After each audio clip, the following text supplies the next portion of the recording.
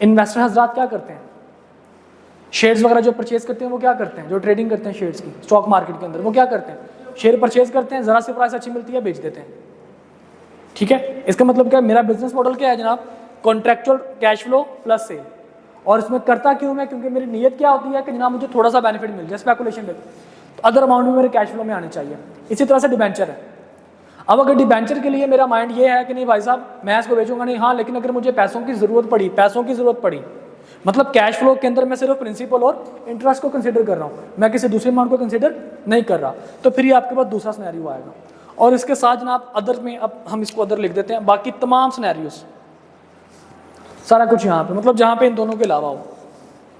तो कहता है जनाब जो डेट इन्वेस्टमेंट, अगर आपके पास business model contractual cash flow और प्रिंसिपल इंटरेस्ट गेन करना ही है, तो आपकी अकाउंटिंग ट्रीटमेंट होगी अमोर्टाइजेशन कॉस्ट के तहत।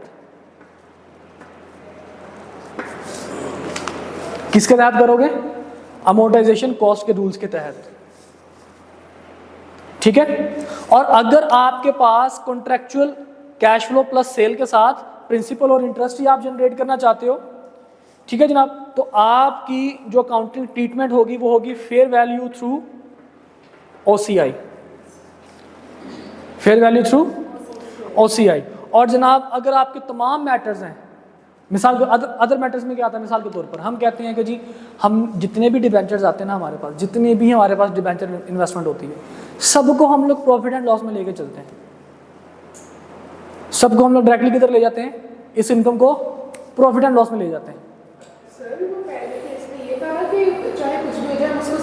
नहीं करेंगे, तो यहाँ पे कहते हैं जनाब प्रॉफिट एंड लॉस में हम इसको लेके जाते हैं जो भी है।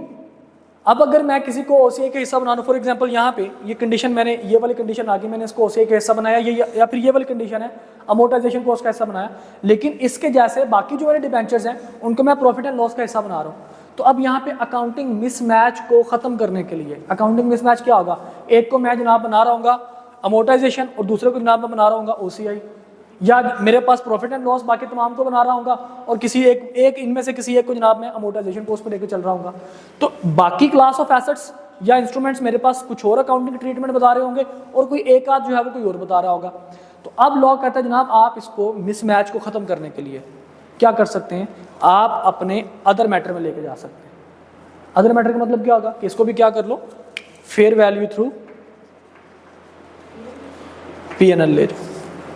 अगर बाकी भी तमाम के तमाम आप प्रॉफिट एंड लॉस में लेके जा रहे हो और उनमें से कोई एक आध जो है वो OCI के थ्रू आ रहा है या एक आध जनाब अमोर्टाइजेशन कॉस्ट के थ्रू आ रहा है, तो उसको भी क्या कर सकते हो, अकाउंटिंग मिसमैच को ख़त्म करने के लिए इसको P&L में लेके जा सकते हैं। क्लियर? अभी फिलहाल इसको डाइजेस्ट करें, इसकी बात हम इंशाल्लाह फिर कल करेंगे। यहाँ तक के क्वेश्चन तो प्लीज़ मेरे से पूछ सकते हैं आप लोग। ओके जी।